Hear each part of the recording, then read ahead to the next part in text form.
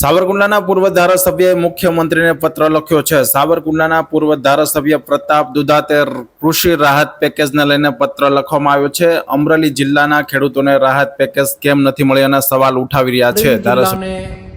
ગયા વર્ષે એટલે કે 2024માં અતિવૃષ્ટિના કૃષિ પેકેજમાં ગુજરાત સરકારે બાકાત રાખ્યો ત્યારે કોંગ્રેસ પાર્ટી મારફત તાલુકા મથકે ધરણા થયા, આંદોલનો થયા।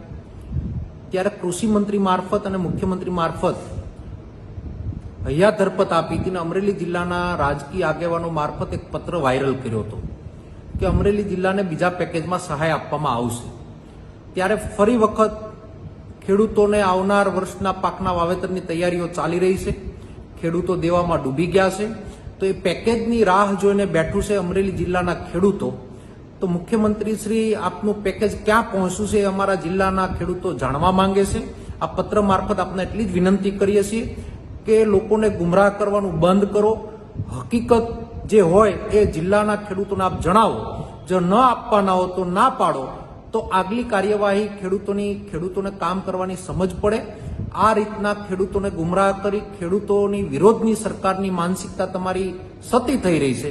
ખોટા પત્રો વાયરલ કરીને ખેડૂતોને ગુમરાહ કર્યા, ત્યારે આ પત્ર મારફત આપની આંખ ખુલે એવી વિનંતી કરું।